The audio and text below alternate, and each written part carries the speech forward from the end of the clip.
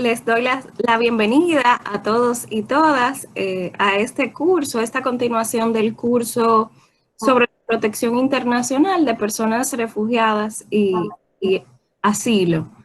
Como saben, la semana pasada este curso inició, hoy continuamos con esta segunda oportunidad, volvemos de nuevo con Jonathan como profesor.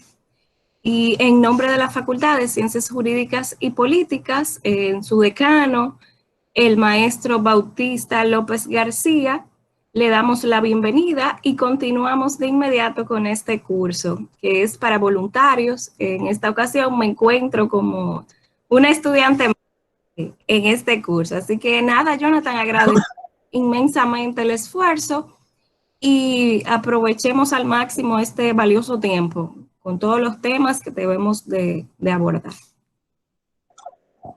Buenas a todos y todas. En nombre del Alto Comisionado de Naciones Unidas para los Refugiados y de su representante en República Dominicana, el doctor Gabriel Godoy, les doy la bienvenida a el curso de Asilo, Refugio y Nacionalidad.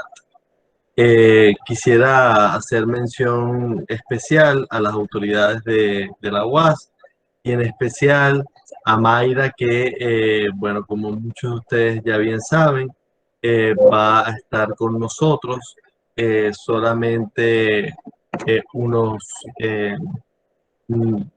unos días más acompañándonos en el curso, pero bueno, sus labores como directora de la cátedra, pues han cesado y queremos felicitarla por todo el trabajo y por todas las cosas que ha hecho en pro desde la academia por los derechos humanos en general, por la educación, por la cultura. Entonces, Mayra, felicitaciones por esta etapa eh, tan productiva de tu vida y esperamos que tengas en esas nuevos horizontes y nuevas fronteras un momento para seguir creciendo.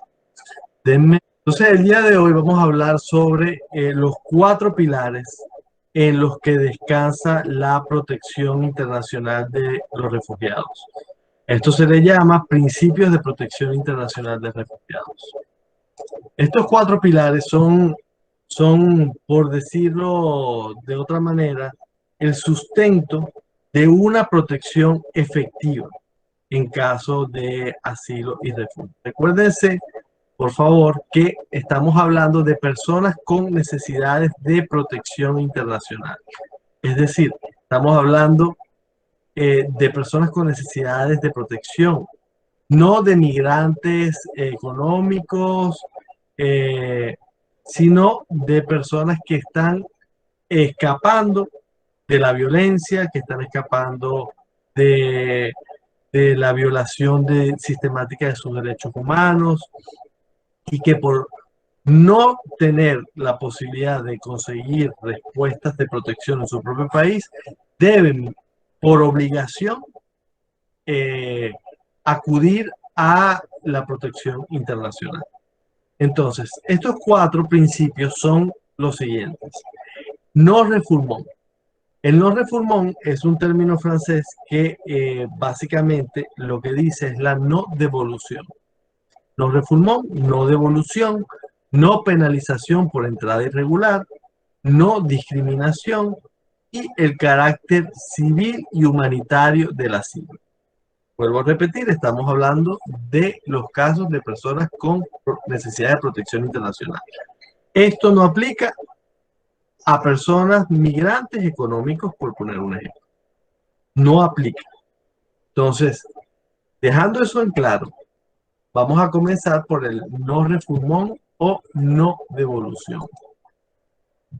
Cuando hablamos del non-refoulement y hablamos de este principio, este es, si se puede decir de alguna manera, el principio más importante, la piedra angular del derecho internacional de refugiados.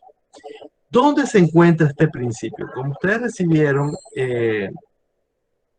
la clase pasada, Mayra, no sé si tú pudiste enviar los documentos, se encuentra contenido en el artículo 33 numeral 1 de la Convención de 1951 y en otros tratados internacionales de derechos humanos. Alguien, por favor, para que podamos tener una clase quizás un poco más participativa en cuanto al desarrollo de la materia, porque en cuanto a las preguntas, ustedes demostraron que no necesitan ningún tipo de ayuda, lo cual es muy bueno. ¿Alguien, por favor, puede leer el artículo 33 que habla sobre la defensa de expulsión y devolución? Sí, ¿me escuchan? Sí. Ok, artículo 33. Defensa de expulsión y devolución. Ningún Estado contratante podrá, por expulsión o devolución, poner en modo alguno a un refugiado en las fronteras de los territorios donde su vida o su libertad peligre por causa de su raza, religión, nacionalidad, pertenencia a determinado grupo social o de sus opiniones políticas. Entonces, lo que vemos aquí es una definición muy estándar del principio de no devolución, apegada sobre todo a la, obviamente, Convención del 51, de la cual es este extracto. Ahora yo quiero preguntarles, ¿por qué no debe ser devuelto o expulsado una persona que tiene miedo por su vida o su libertad? Por diferentes razones. Vamos a ver aquí raza, religión, nacionalidad, pertenencia a diferentes grupos sociales, opiniones políticas. ¿Por qué es importante no devolver y no expulsar a una persona con necesidades de protección internacional? ¿Alguien me podría decir? No penalización por entrada irregular, no discriminación y el carácter civil y humanitario del asilo. Vuelvo a repetir, estamos hablando de los casos de personas con necesidad de protección internacional. Esto no aplica a personas migrantes económicos, por poner un ejemplo. No aplica. Entonces, dejando eso en claro, vamos a comenzar por el no refoulement o no devolución. Cuando hablamos del no refoulement y hablamos de este principio, este es, si se puede decir de alguna manera, el principio más importante, la piedra angular del derecho internacional de refugiados. ¿Dónde se encuentra este principio? Como ustedes recibieron la clase pasada, Mayra, no sé si tú pudiste enviar los documentos, se encuentra contenido en el artículo 33, numeral 1 de la Convención de 1951 y en otros tratados internacionales de derechos humanos. Alguien, por favor, para que podamos tener una clase quizás un poco más participativa en cuanto al desarrollo de la materia, porque en cuanto a las preguntas, ustedes demostraron que no necesitan ningún tipo de ayuda, lo cual es muy bueno. ¿Alguien, por favor, puede leer el artículo 33 que habla sobre la defensa de expulsión y devolución? Sí, ¿me escuchan? Sí. Ok, artículo 33. Defensa de expulsión y devolución. Ningún Estado contratante podrá, por expulsión o devolución, poner en modo alguno a un refugiado en las fronteras de los territorios donde su vida o su libertad peligre por causa de su raza, religión, nacionalidad, pertenencia a determinado grupo social o de sus opiniones políticas. Entonces, lo que vemos aquí es una definición muy estándar del principio de no devolución, apegada sobre todo a la, obviamente, Convención del 51, de la cual es este extracto. Ahora yo quiero preguntarles, ¿por qué no debe ser devuelto o expulsado una persona que tiene miedo por su vida o su libertad? Por diferentes razones. Vamos a ver aquí raza, religión, nacionalidad, pertenencia a diferentes grupos sociales, opiniones políticas. ¿Por qué es importante no devolver y no expulsar a una persona con necesidades de protección internacional? ¿Alguien me podría decir? La cuestión sería que si es devuelto, y una persona viene corriendo de una circunstancia de peligro, bueno, entonces va a estar exactamente en el mismo peligro. No le sirvió de nada correr hacia donde te a salvarse. Muy bien, exactamente. Te estás huyendo y te devuelven al país de origen, te están devolviendo a las manos del agresor, que probablemente haga contigo lo que deseaba hacer en un primer momento. Y todo ese esfuerzo de escapar, pues realmente al final no va a tener ningún sentido. ¿Quién más?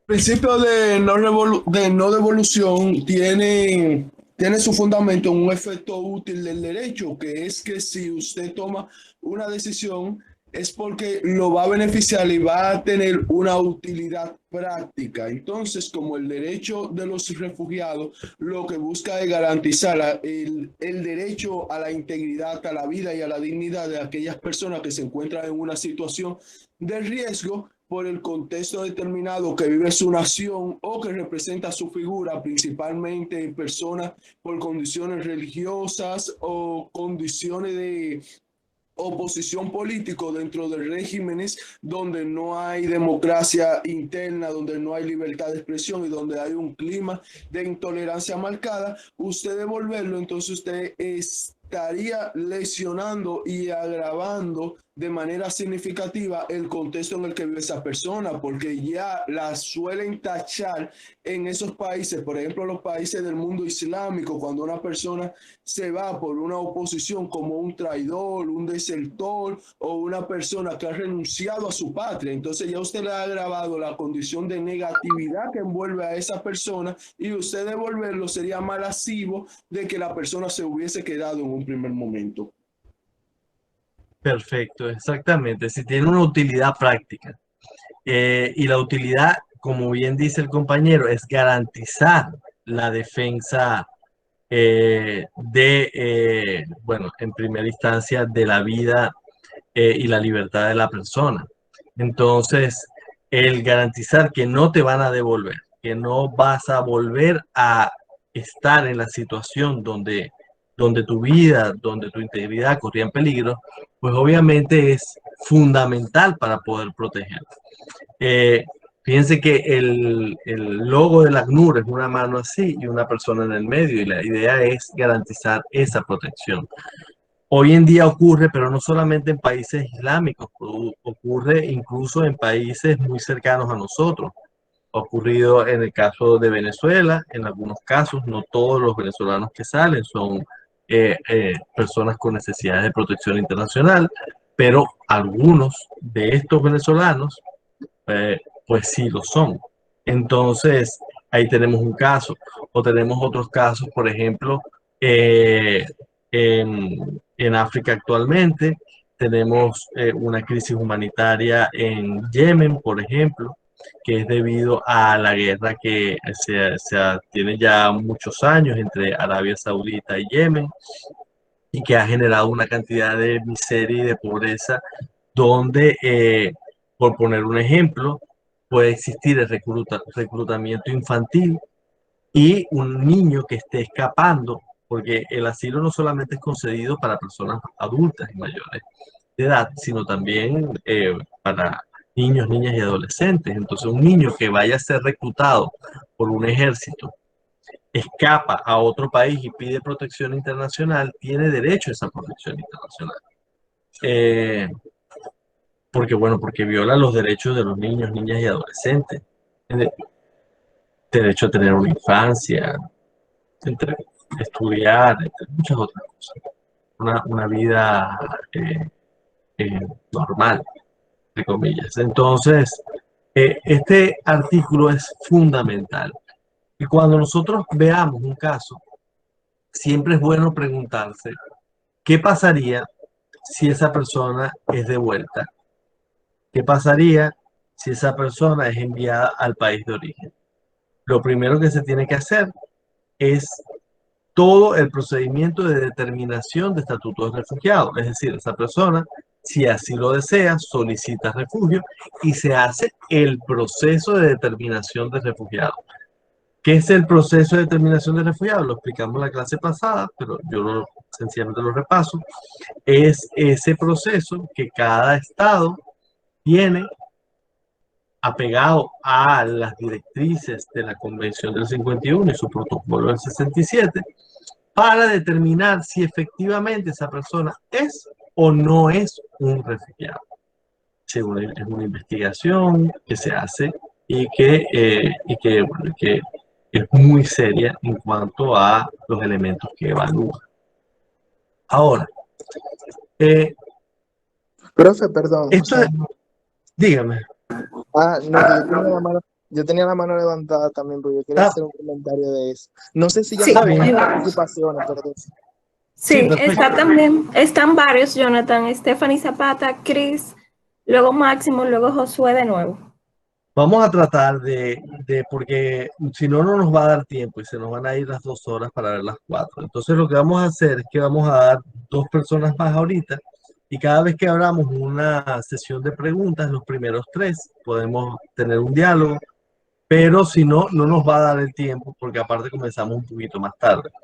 Entonces, de todas formas, si lo hacemos un poco así, también será como una interacción y quizás podamos agarrar un poquito del tiempo del final para las preguntas y respuestas. Entonces, sí, cómo no, vamos a darle a 2 personas la palabra y en las próximas, porque aún quedan 3, en las próximas entonces vamos también discutiendo entre todos.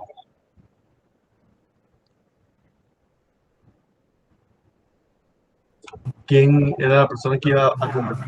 Stephanie y Chris. Buenas noches, un gusto, expositor. Sí. No bueno, su nombre es Jonathan, eso recuerdo. Bueno, referente al no refundó, me trae a colación el caso de Alejandro Sanz. Alejandro Sanz, no. ¿El cantante? El de Wikileaks. No, el de Wikileaks. Es que se me olvida. Ya. Julian Assange. Sí, Julián. No sé cómo fue la confusión, pero ok. No, entonces, no te preocupes, yo estaba pensando que me iba a cantar Corazón Partido y yo dije, bueno, nada. Puede ser, pero no ahora. Entonces, lo que se le hizo a él, en referencia a cuando los aguardaron en la Embajada de Ecuador de Londres y cómo le entregaron, entonces sería un quebrantamiento a este principio. No, te voy a decir por qué. Porque, para ver, recuerda que el asilo, es decir, hay 2 tipos de asilo, lo vimos la clase pasada. Claro. Por una parte tenemos el asilo diplomático.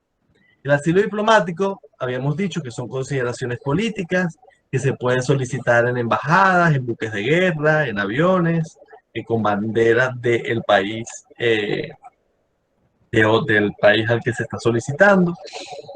Y tenemos la condición de refugiado, que es lo que estamos viendo ahora. Para ver, Julian Assange no pidió refugio, sino lo que pidió fue asilo político. ¿Por qué pidió asilo político? Probablemente pidió asilo político porque no podía salir de Inglaterra para poder llegar a otro país y allí solicitar asilo.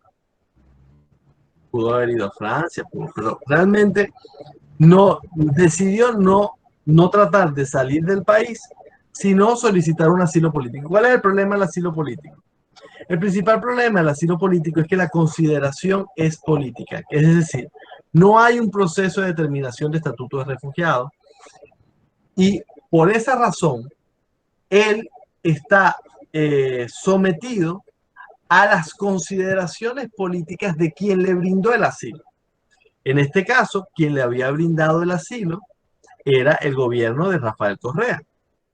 Entonces, una vez el gobierno de Rafael Correa deja el poder, llega un nuevo gobierno de Ecuador, el gobierno de Lenín Moreno, y Lenín Moreno determina políticamente, sea por presiones internacionales, sea por decisión propia, realmente no lo sabemos, determina que ya le va a retirar el asilo político.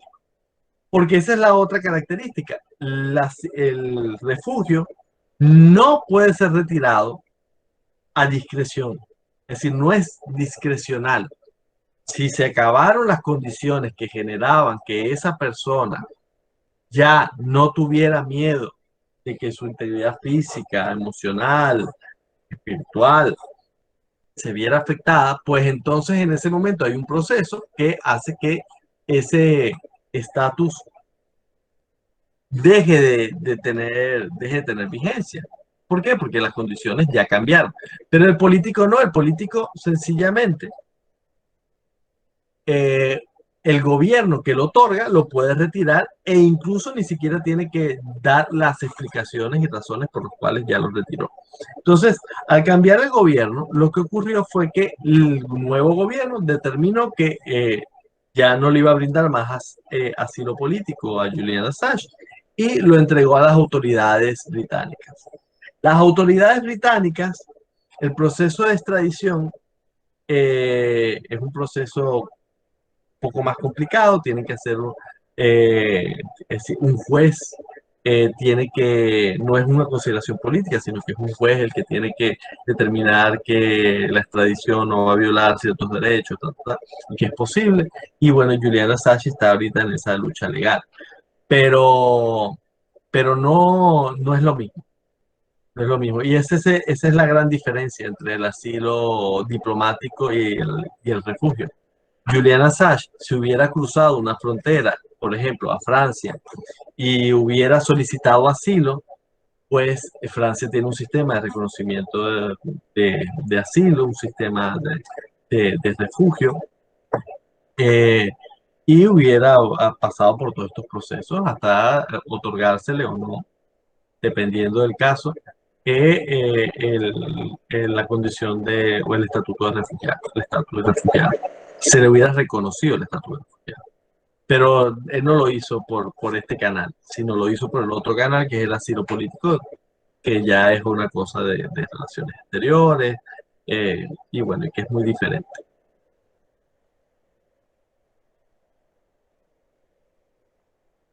Y la última intervención. Sí, maestro, era yo. Yo simplemente quería hacer como la pregunta, porque cuando usted preguntaba del tema de que por qué ustedes piensan que es irreversible el tema del asilo, o sea, de la protección, perdón, de parte del Estado. Yo como que no sé, como que para mí la pregunta era como muy fácil, la respuesta era como muy fácil, que es precisamente poner en riesgo nuevamente la vida de la persona. Y luego, cuidado si no estoy pensando como suficientemente jurídico. Entonces como que me fui, no sé si existe alguna entonces, si se llegara a revertir el caso y la persona llega a ese país donde su vida corre riesgo y le pasa algo, ¿en qué tipo de condición o responsabilidad caería el Estado que lo devolvió? No, sí, no, puede ser grave porque el Estado, fíjense, para ver, el no refoulement, como muy bien dice justo la lámina que tenemos ahora, es vinculante para todos los estados, incluyendo los que no son parte aún de la Convención de 1951 y su protocolo del 67. Es vinculante para todos los estados. Y de hecho, cuando uno revisa la práctica, en el caso de República Dominicana, pues República Dominicana ha firmado ambas convenciones, no hay ningún problema, las ha firmado y ratificado, pero hay estados que no lo han hecho, como habíamos visto el mapa la clase pasada. Y sin embargo, estos estados que no han firmado la convención cumplen con el no refoulement. Y eso lo muestra la práctica, es decir, estados como Bangladesh, India, Pakistán y Tailandia cumplen. ¿Por qué? Porque es muy grave. No es que no haya pasado, no es que no ocurra, pero las consecuencias son irreversibles. Y cuando hablo de irreversibles es que la muerte no puede ser subsanada de alguna manera. Es decir, si tú devuelves a alguien que está siendo perseguido y esa persona termina muriendo por tortura, por un asesinato que tenga que ver con los motivos por los cuales esa persona escapó, pues obviamente, independientemente de que tú aceptes tu error, ese error ya no puede ser reparado, porque esa persona ya ha perdido la vida y no puedes resucitar a alguien para decirle discúlpame, cometí un error. Entonces los estados son muy cuidadosos en estos casos. Y yo creo claro, muchas veces hay algunas autoridades que no tienen este conocimiento, que deberían tenerlo, pero no lo tienen y cometen errores importantes que terminan teniendo consecuencias bastante grandes, como habíamos dicho hasta hace un momento. Entonces, fíjense algo.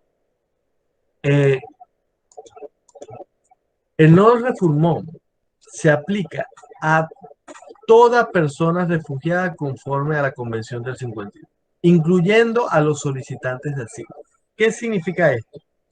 Que el no refoulement, una vez la persona solicita asilo, mientras esa solicitud está en evaluación, no puede ser deportada.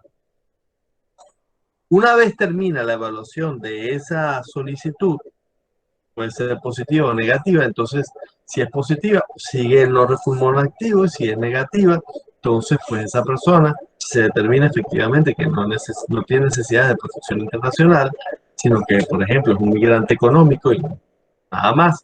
Entonces esa persona puede ser retornada a su país. Pero, muy importantes, a todos, incluyendo a los solicitantes.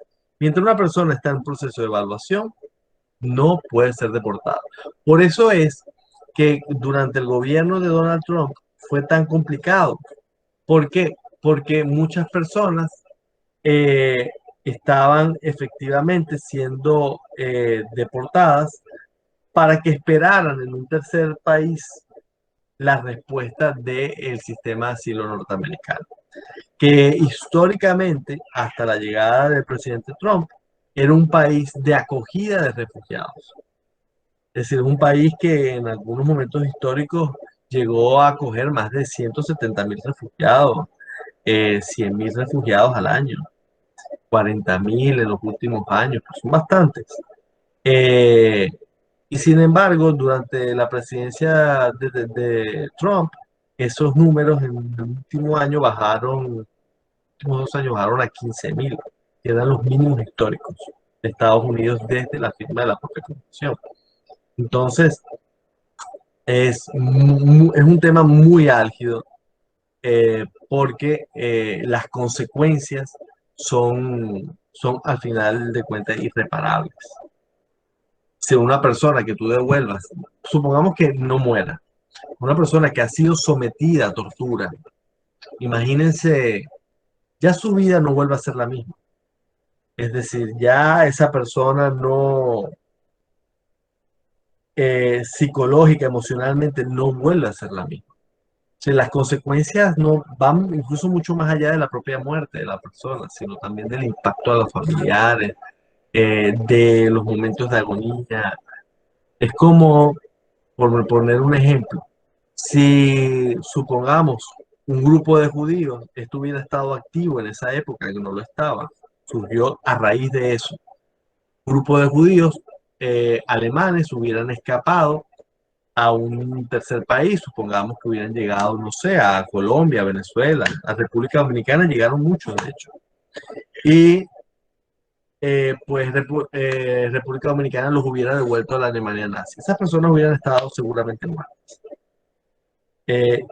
Y ese son los zapatos en los que nos tenemos que poner siempre que pensemos en esto, porque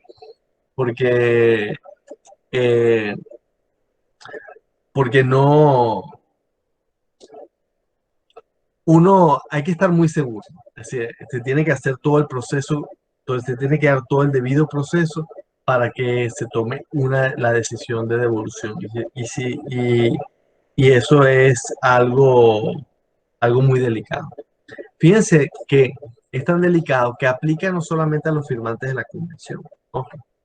Entonces, el no refoulement es decir, está dirigido a toda forma de devolución forzosa. Toda forma de devolución forzosa. Por ejemplo, alejamiento del territorio, expulsión, extradición, transferencia no oficial o asimilada, devolución en la frontera. Es decir, está a todas las formas de devolución forzosa. Es decir, que si tú sueltas a alguien en la frontera y le dices, camina tú solo, yo no te voy a votar, pero lo estás obligando a irse, ¿no?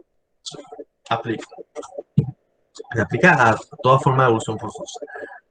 También aplica para todos los órganos del Estado, así como cualquier otra persona o entidad que actúe en su nombre.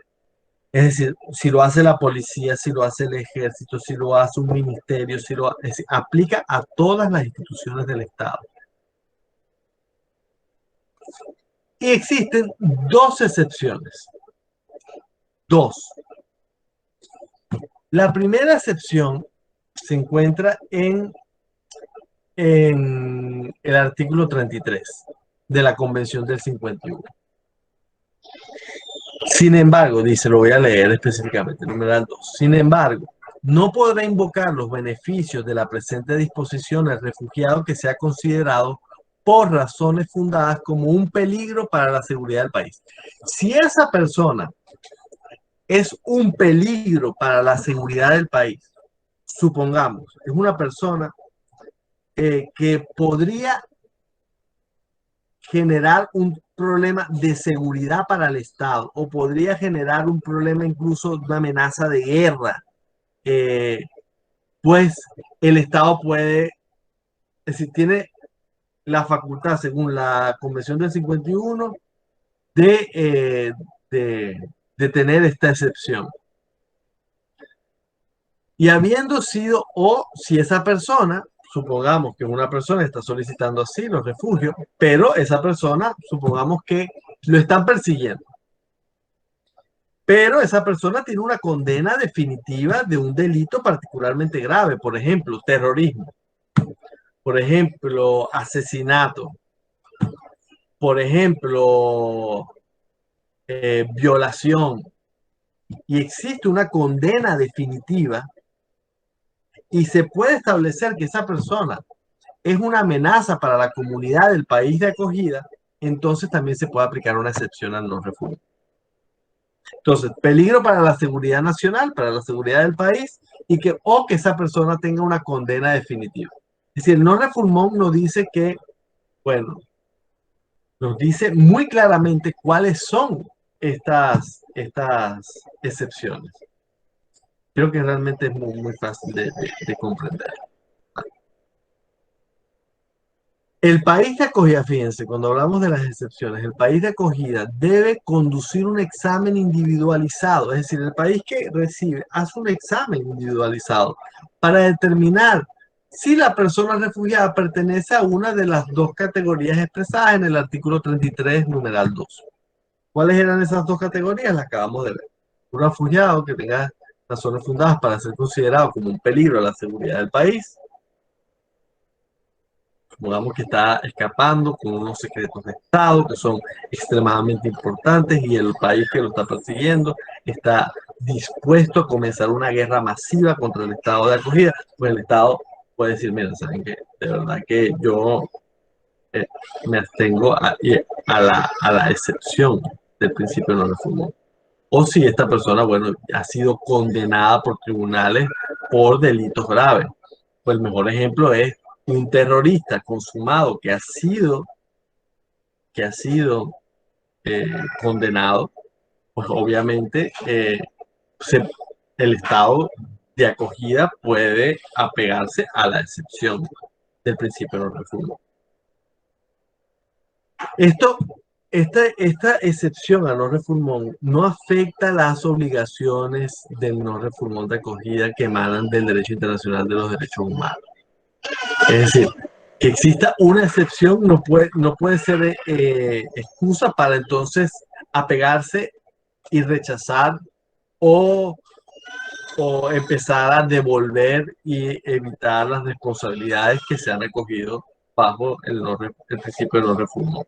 Es un caso específico y por eso es que se dice que se hace un examen individualizado. Es un examen para esa persona en específico que se está haciendo.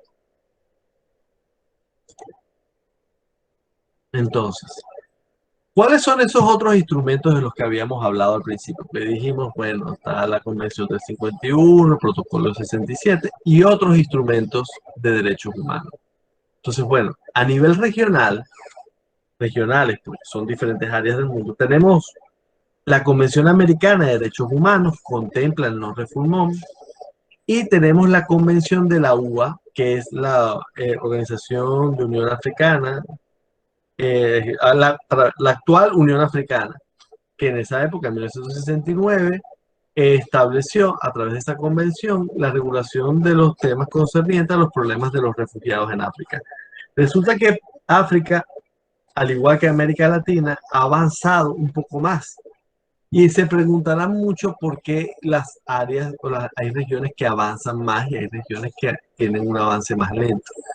Yo creo que, desgraciadamente, son las propias necesidades. En África, al existir, África es un continente muy complejo. Yo, como ustedes saben, yo viví en África un tiempo, y África es un continente de 54, 53 países, cada uno con sus diferentes mezclas culturales, con sus diferentes capacidades. Hay países más ricos, hay países más pobres, hay países inestables y hay países estables. Entonces, al África vivir todos estos procesos de independencia en una época tan cercana como 1960, al menos comenzaron en esa década, pues también existió mucho conflicto interno dentro de las naciones, y obviamente esto obligó a la Unión Africana, o la Organización para la Unión Africana, que es como se llamaba en esa época, a tomar decisiones y regular a través de convenciones los aspectos concernientes a los refugiados en África. De igual manera, América Latina vivió durante la década de los 60, 70, incluso un poco los 80, las grandes dictaduras del Cono Sur, los conflictos bélicos en América Central, conflictos internos políticos muy fuertes, y eso también obligó a la Convención Americana de Derechos Humanos a tener que regular. Como en el caso de Europa, la Segunda Guerra Mundial, obligó a establecer la Convención de 1951, por las grandes consecuencias que en cuanto a la protección internacional de personas refugiadas. Entonces, lo que estoy diciendo un poco es que la realidad concreta es la que obliga a los estados a generar respuestas. También tenemos la Convención contra la Tortura y otros tratos o penas crueles, inhumanos o degradantes. El artículo 3 habla del no refoulement. Tenemos la Cuarta Convención de Ginebra de 1946, el artículo 44 y 4 habla del no refoulement, el Pacto Internacional de los Derechos Civiles y Políticos, artículo 7, Declaración sobre la protección de todas las personas contra las desapariciones forzadas, artículo 8, principios relativos en una eficaz prevención e investigación de las ejecuciones extralegales, arbitrarias y sumarias, principio número 5. Fíjense que es un compendio, es un entramado, una red de convenciones internacionales las que soportan el principio del no refoulement. Por ejemplo, la Convención Americana de Derechos Humanos nos dice que en ningún caso el extranjero puede ser expulsado o devuelto a otro país, sea o no de origen, donde su derecho a la vida o a la libertad personal está en riesgo de violación a causa de raza, nacionalidad, religión, condición social o de sus opiniones políticas. Artículo 22. Convención contra la trata y la tortura. Igualmente, ningún Estado parte procederá a la expulsión, devolución o extradición de una persona a otro Estado cuando haya razones fundadas para creer que estaría en peligro de ser sometida a la tortura. Estos efectos se determinan si existen esas razones, es decir, se va a determinar si existen estas razones, y si existen estas razones, pues no se podrá hacer la devolución. Aparte, yo creo que la Convención contra la Tortura va un poco más allá, porque dice las autoridades competentes tendrán en cuenta todas las consideraciones pertinentes. Ojo, y esto es lo innovador. Inclusive cuando proceda perdón, la existencia en el Estado de que se trate de un cuadro persistente de violaciones manifiestas. Fíjense, un cuadro persistente de violaciones manifiestas, patentes o masivas de los derechos humanos.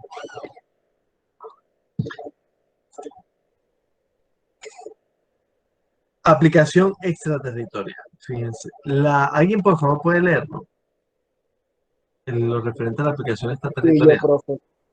Por favor, gracias, Chris. Aplicación extraterritorial.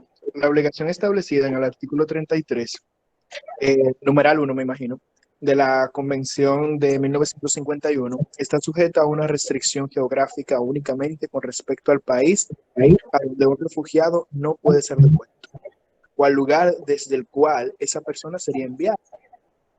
Artículo 33 tiene la intención de prohibir todo acto u omisión de parte de un Estado contratante que tenga el efecto de devolver a un refugiado al territorio donde es probable que esa persona enfrente persecución o peligre su vida o libertad.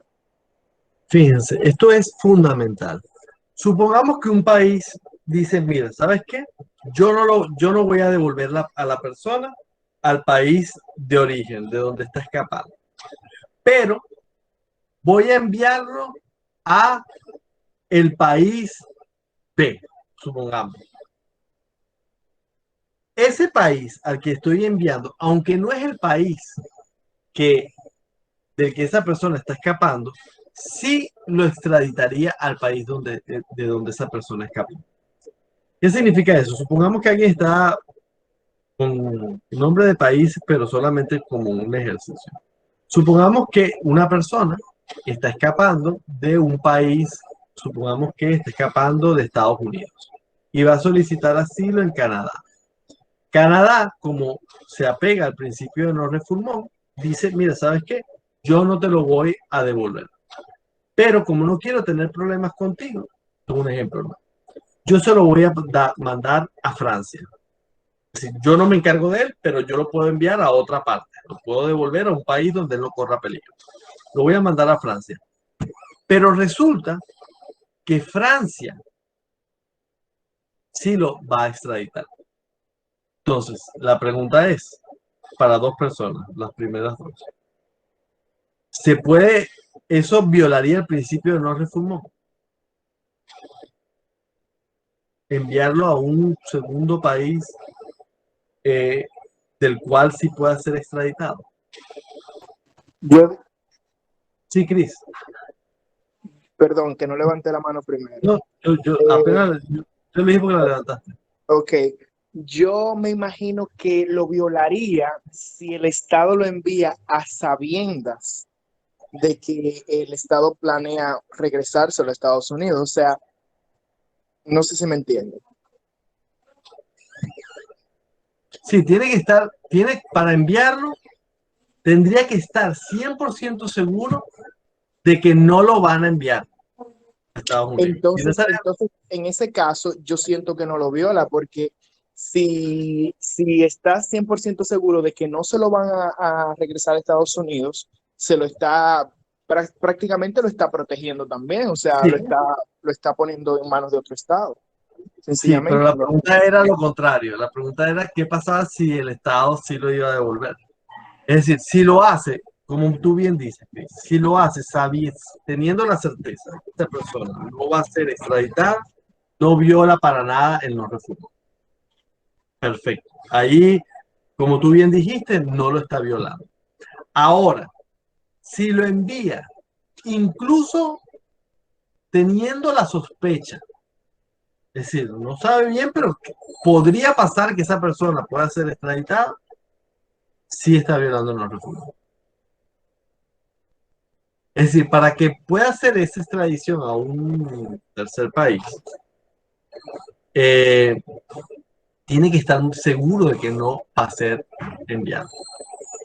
De que ese país al que está siendo enviado se apega al principio internacional de no refoulement. Si no, estaría violando. Ahora, si lo envía y sabe que no lo van a deportar al país de origen, no hay ningún problema. El acuerdo de tercer país se llama.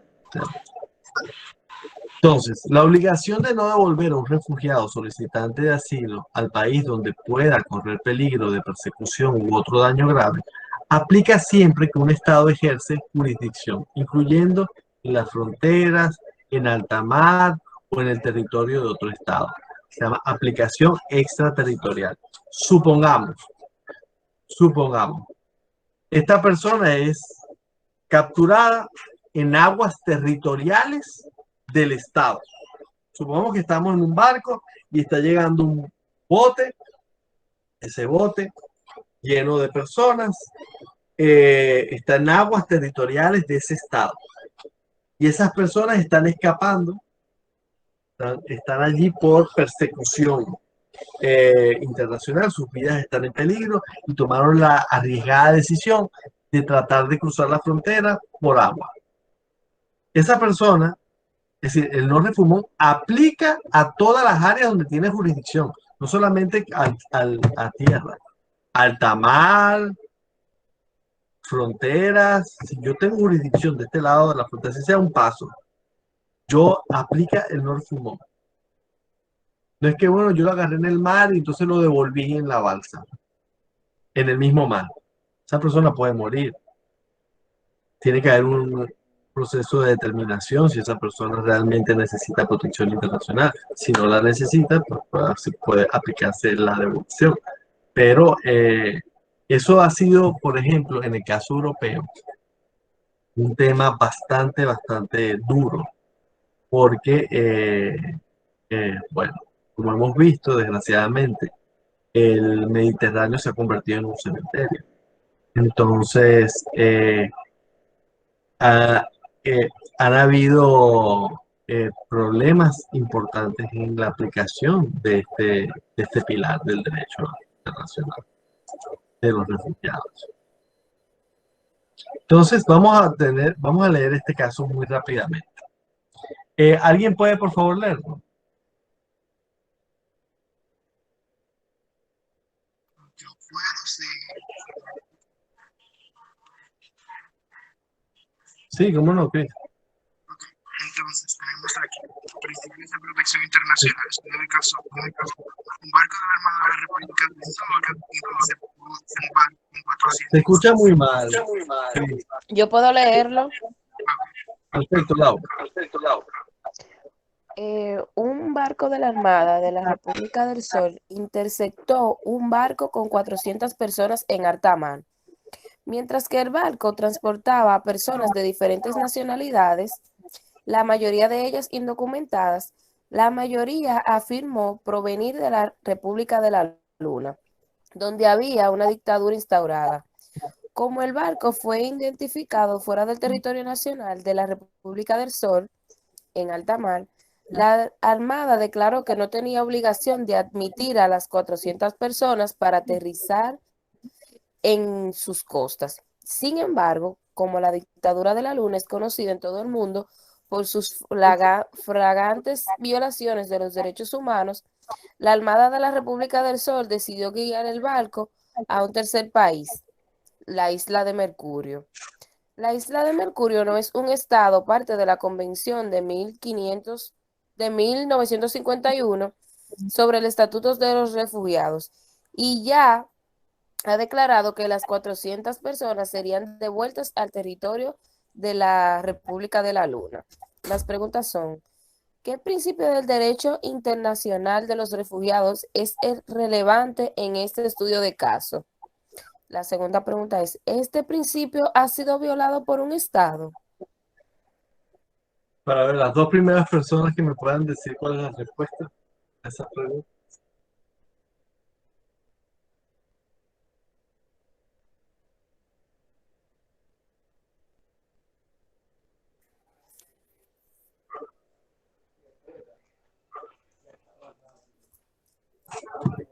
Justamente este es el caso. No, ¿me ibas a decir algo?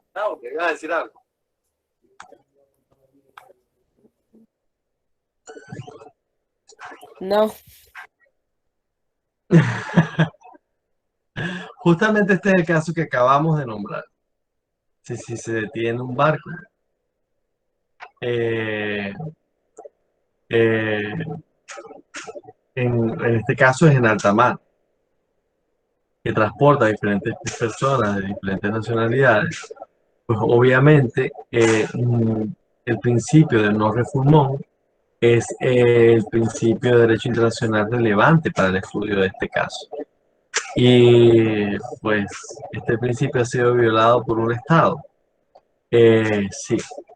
¿Por qué? Porque la República de la Luna, para ver, la República de la Luna, la República, perdón, del Sol, esto de, en vez de poner nombres reales de los países, yo termino siempre con un... La República del Sol es la que tiene la responsabilidad, ya que es la que interceptó a esta embarcación. Y obviamente lo que está haciendo es guiar al barco a un tercer país, lo que habíamos dicho. Es decir, yo no me hago cargo, pero lo envío a un tercer país. ¿A qué país lo está enviando? Lo está enviando a la isla de Mercurio. Es decir, este es el tercer país, la isla de Mercurio. Entonces, la isla de Mercurio no es parte de la Convención de 1951 sobre el Estatuto de los Refugiados y declaró que las 400 personas serían devueltas al territorio de la República de la Luna, que es una república que viola derechos humanos, que probablemente esté persiguiendo a algunas personas que estén allí. Entonces me dirían ustedes, por ejemplo, bueno, profesor, pero es que la República de Mercurio no ha firmado la convención, no tiene responsabilidad. Eso es lo que me podrían decir. Y el hecho es que no. Como habíamos visto al comienzo, esta piedra angular del derecho internacional de los refugiados es vinculante a todos los estados, incluyendo a los que no son parte de la Convención del 51 y su protocolo del 67. Aparte de eso, este principio es un principio que se encuentra reflejado no solamente en la Convención del 51 y el protocolo del 67, sino en otros instrumentos de derechos humanos, como la Convención Americana de Derechos Humanos, la Convención contra la Tortura y otros tratos, ya lo que nosotros habíamos visto. Entonces, el que no sea un país parte de la convención no lo exime de la responsabilidad.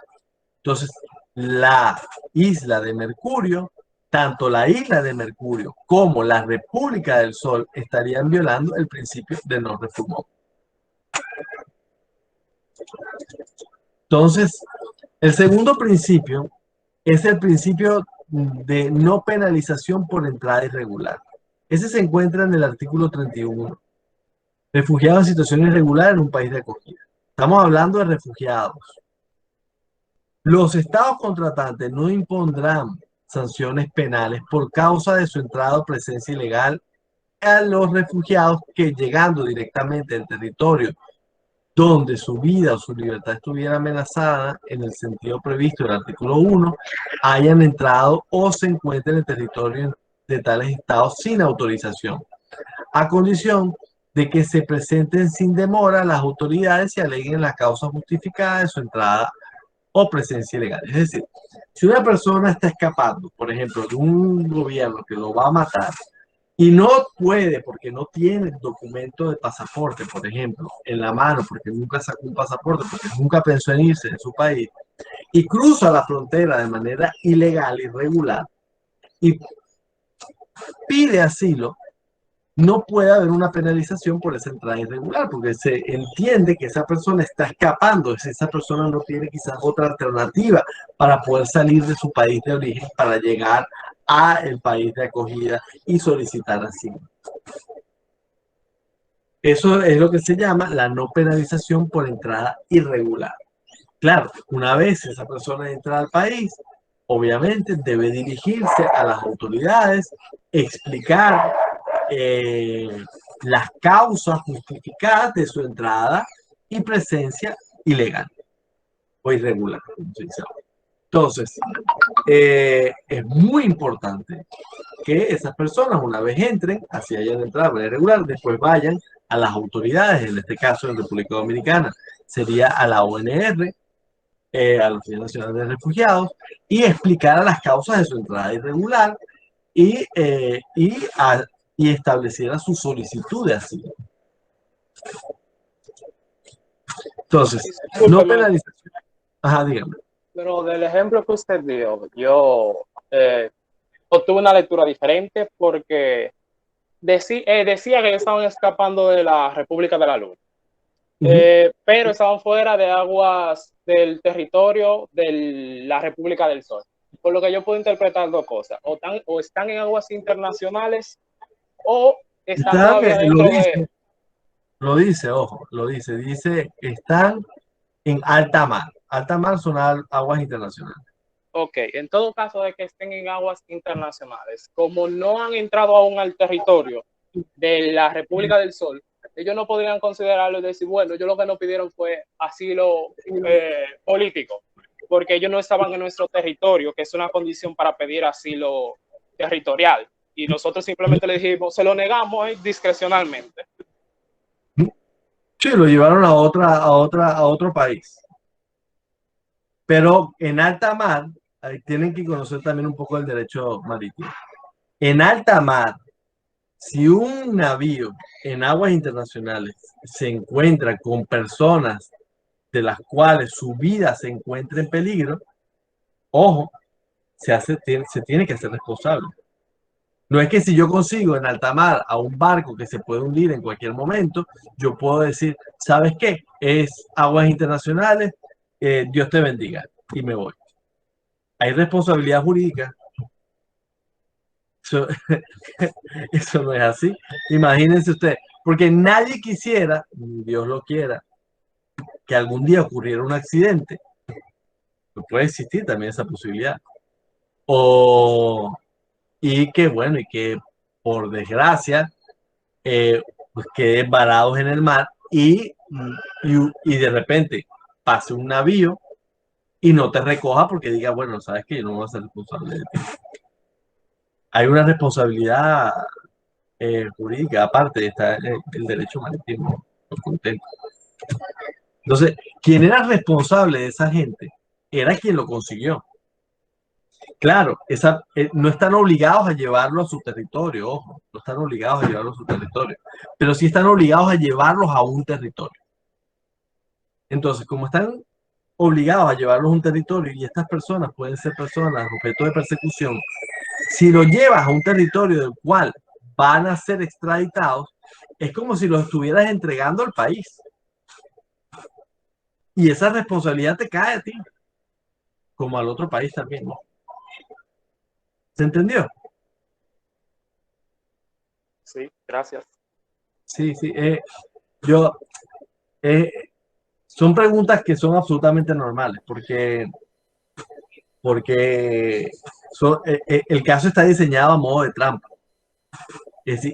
Y ciertamente hay que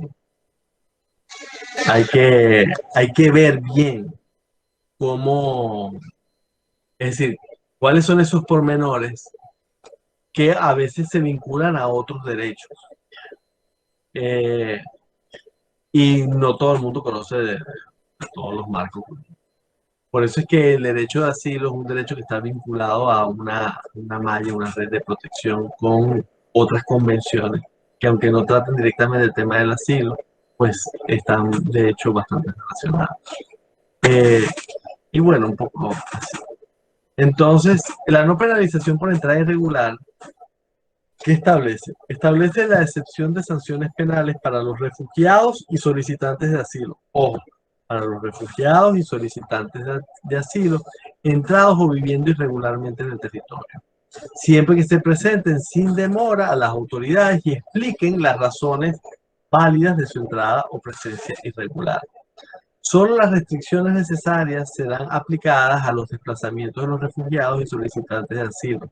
Estas restricciones serán puestas en ejecución solo a la espera de que el estatus sea regularizado. Es decir, mientras se está haciendo todo este proceso, puede que exista algún tipo de restricción a los desplazamientos al interior de los países, pero solamente esperando a que el estatus sea regularizado a través de, bueno, o el estatus de solicitud de asilo o de determinación de estatus de refugiado. La detención a título excepcional y para un objetivo legítimo. Solamente entonces en este caso se puede detener cuando se tiene un objetivo legítimo y es una acción excepcional. En su defecto, la detención será considerada como arbitraria, aun cuando la entrada al territorio sea irregular. En cuanto a las directrices sobre la detención, cualquier privación de la libertad o al confinamiento dentro de un lugar cerrado donde el solicitante de asilo no se le permita salir de su volumen. Es decir, si tú encierras a un solicitante de asilo en un lugar donde esa persona no puede salir, donde esté detenida, sea esta una prisión o una instalación de detención, centros de recepción cerrados, instalaciones o centros de detención, se entiende que existe una detención.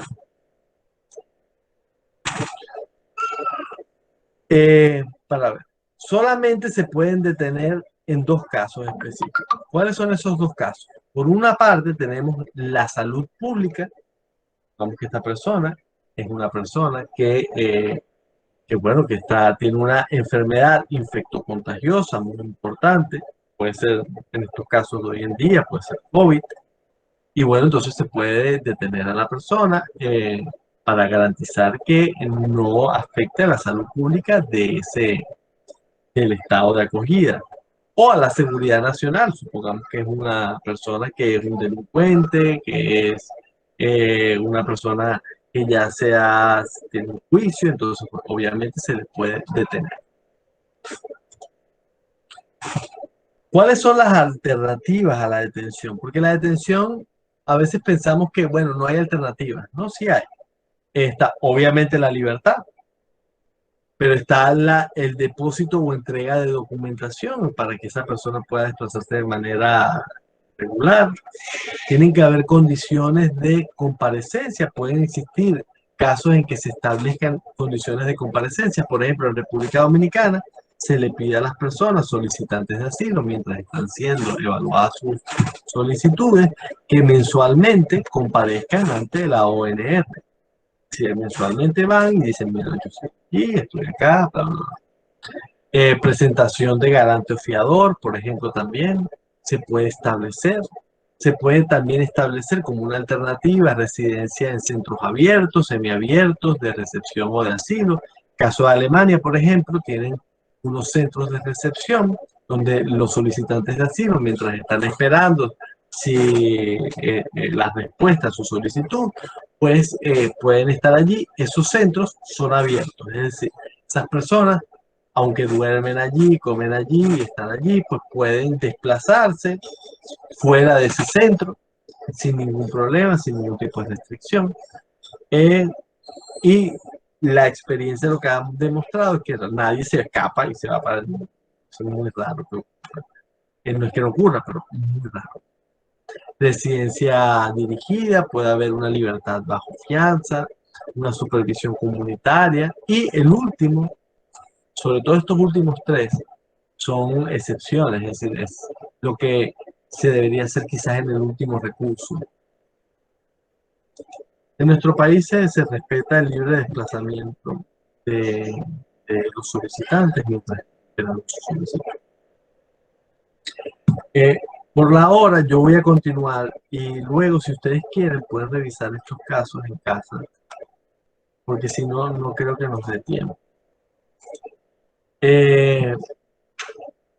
Ahora, ¿cuál es el marco legal nacional respecto a la detención? El artículo 40 nos habla sobre el derecho a la libertad y seguridad personal. Toda persona, dice el artículo, tiene derecho a la libertad y seguridad personal. Por lo tanto, 1. Nadie podrá ser reducido a prisión o cohibido de su libertad sin orden motivada y escrita de juez competente. Nuestra norma es muy clara. Artículo 40, numeral 5. Toda persona privada de su libertad será sometida a la autoridad judicial competente dentro de las 48 horas de su detención. Tú no puedes detener a alguien ni dejarlo encerrado en un calabozo durante 3 semanas, porque bueno, iría en contra de nuestra Constitución. El numeral 6 nos dice: toda persona privada de su libertad sin causa o sin las formalidades legales o fuera de los casos previstos por la ley será puesta de inmediato en libertad. Y por último, la administración pública no podrá imponer sanciones que de forma directa o subsidiaria impliquen la privación de libertad. Fíjense que nuestro reglamento, la Constitución, es muy claro. Y luego tenemos la Ley General de Migración 285-04 y el Reglamento 631-11. En la Ley General de Migración, el artículo 126 nos dice: en los casos de no admisión previstos en el artículo 120, incisos 2 y 4, de deportación o de expulsión, está hablando de deportación y expulsión, el director general de migración podrá ordenar la detención del extranjero infractor hasta tanto logra asegurar las condiciones para que abandone el país. La detención, dice el artículo 134, se refiere a la privación de libertad y a la custodia del extranjero por parte de la autoridad migratoria. El artículo 34 tiene un párrafo que nos comenta que la detención será el último recurso. La detención nunca será utilizada en los casos de, y esto es lo importante de esto que estoy leyendo, la detención, según nuestra Ley General de Migración 285-04, cuando hablamos de solicitantes de asilo, ojo, no estoy hablando de migrantes en general, aunque hay unas excepciones en los migrantes. ¿Cuáles son esas excepciones?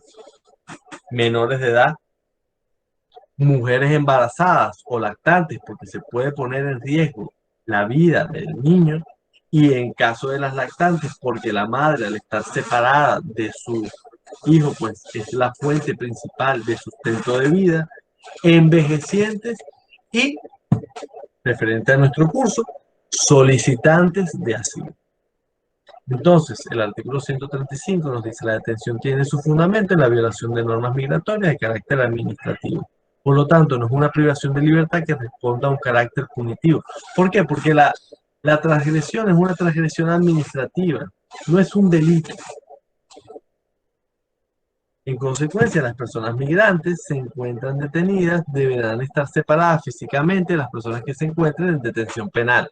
Es decir, tú puedes detener a los migrantes, como dice el artículo 134, para abordar el debido proceso, pero no es que tú vas a poner a una persona que está de manera irregular con un asesino en serie o con un ladrón o con cualquier persona que tenga una detención penal o que haya sido condenada como resultado de ese proceso penal.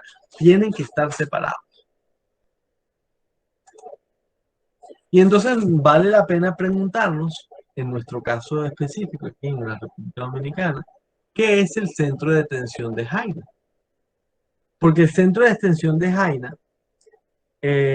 para ver, la legislación migratoria no contiene una disposición, y esto es lo que aún hay que trabajar. Fíjense, no existe una disposición especial para centros de detención migratoria. La ley del sistema penitenciario 224-84 y normativas especializadas para mujeres y niños en materia penal no contemplan centros de detención migratorio. Entonces, lo que yo quiero decir aquí es que existe un vacío legal muy importante, normativo, en cuanto a los centros de detención migratoria que el país tendrá que trabajar de manera soberana para poder dar respuesta a esta particularidad. Y por eso es que, para ver, tenemos la sentencia del Tribunal Constitucional, la 0, la 0305-18, que ordena a la Dirección General de Migración permitir el acceso a la defensa pública en su centro de retención carcelaria. Se violenta el derecho, pues dice la sentencia, de defensa con las actuaciones de la Dirección General de Migración cuando esta prohíbe la entrada de los defensores públicos al centro vacacional de Jaina, recinto donde la ubicada dirección priva de libertad a las personas extranjeras cuya situación migratoria en el territorio nacional es alegadamente irregular o ilegal. Entonces, lo importante aquí es que esta sentencia permitió hoy en día que exista un acceso a la defensa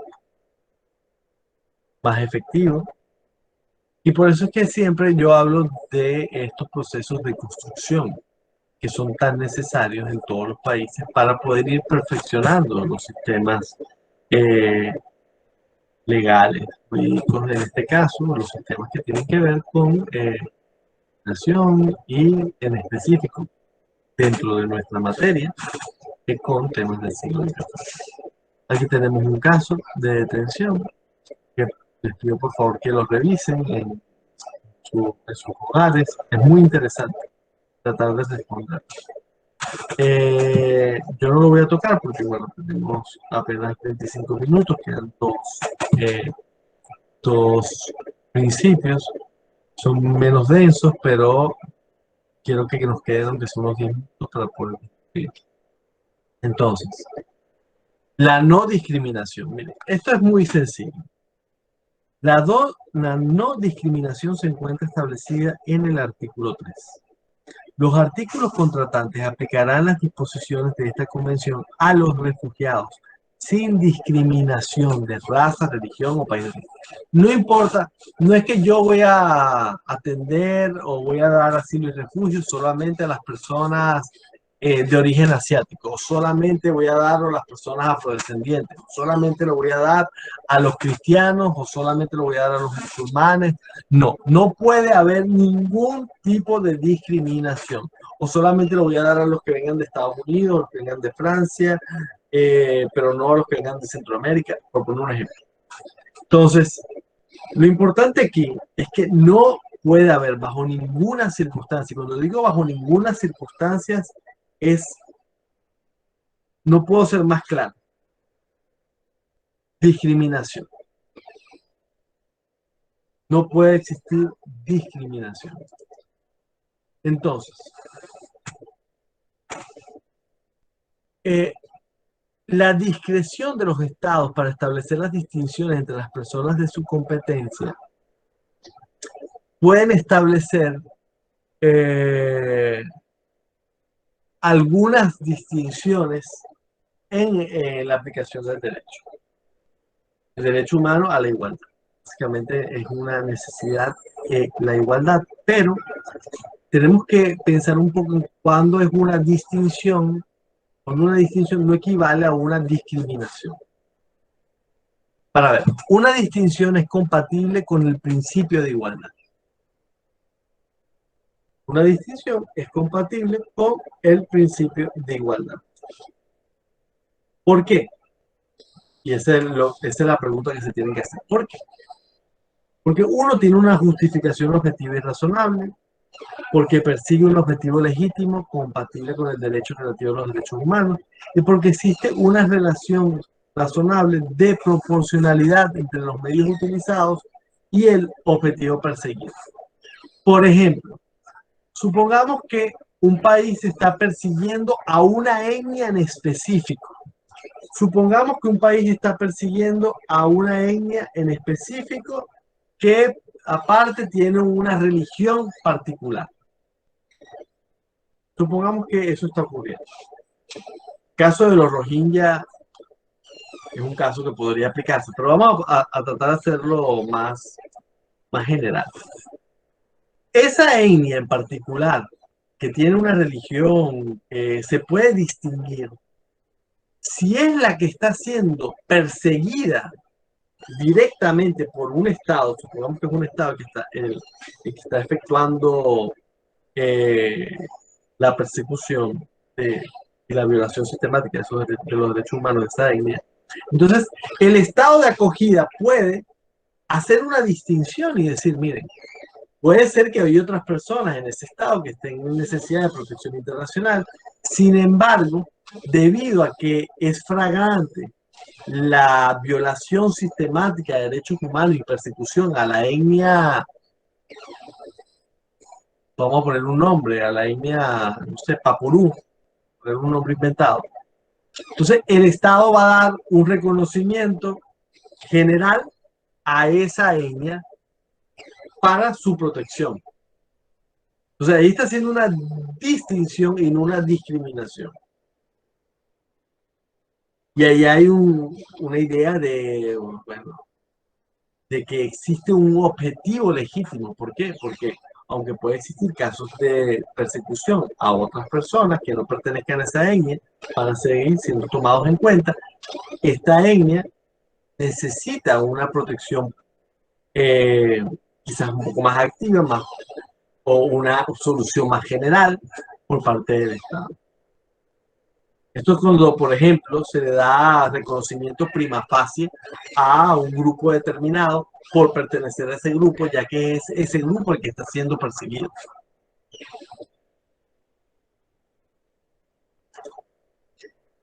También tenemos la interdicción de la discriminación directa o indirecta. Los estados deben tomar medidas de promoción y de protección para evitar o compensar las desventajas estructurales o proteger algunos grupos particularmente vulnerables.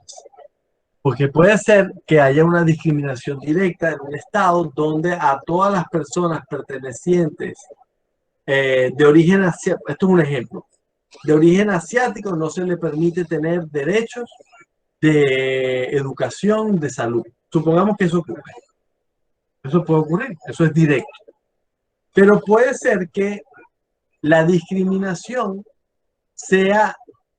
no sea institucionalizada, pero en el día a día haya una discriminación indirecta a un grupo particular. Es decir, no hay ninguna ley que haga una discriminación directa a ese grupo, pero en el día a día, en los hechos reales, ese grupo está siendo discriminado de manera indirecta. Entonces aquí tenemos un caso también, un caso que nos ayuda quizás a entender este principio de no discriminación y que también, por favor, véanlo y revísenlo en caso siempre dan muchas cosas. Y por último, tenemos el principio del carácter civil y humanitario del asilo. El asilo tiene un carácter intrínsecamente pacífico, es decir, civil y humanitario. La actividad militar no es compatible con la institución del asilo. Si usted es un militar que ha estado participando en un conflicto determinado en un país y en un momento decide desertar y irse, pues no es imposible, pero difícilmente pues se le va a otorgar el asilo. ¿Por qué? Porque, bueno, usted fue parte fundamental del conflicto. Las personas militares de un país no pueden ser solicitantes de asilo ni refugiados. Solamente sería quizás en el caso que esa persona ya haya dejado el estamento militar, que esa persona, bueno, estando ya como civil, sea perseguida por motivos, pero habría que ver bien cómo esa persona estuvo relacionada, si no fue violador de derechos humanos, si no estuvo relacionado en temas de violaciones o de persecución, tortura. Entonces, el asilo es civil y humanitario. No se le da asilo a grupos de militares, no se le da asilo a comandos. ¿Por qué? Porque eso pone en riesgo a todas las personas que estén solicitando asilo, que sean civiles, que no hayan estado involucradas en los conflictos armados que hayan quizás generado estos temas de persecución. O que no pertenezcan a los estamentos que hayan ejecutado estas persecuciones. El carácter civil y humanitario del asilo se encuentra en Derecho Humanitario Internacional, se encuentra en el Estatuto de la Cruz, se encuentra en la Convención del 51 y es muy, muy, muy claro. Esto nos permite tener una seguridad física de los refugiados, seguridad nacional del país de acogida, porque ustedes se imaginan, yo soy un país de acogida. Soy un país de acogida que tengo una cierta cantidad de refugiados que están escapando de la violencia. Si yo como país de acogida también acojo a grupos armados, pues obviamente estoy siendo parte integral del conflicto. Y el país del cual las personas están escapando puede tratar de atacar a esos grupos armados. Entonces, los países no pueden de ninguna forma,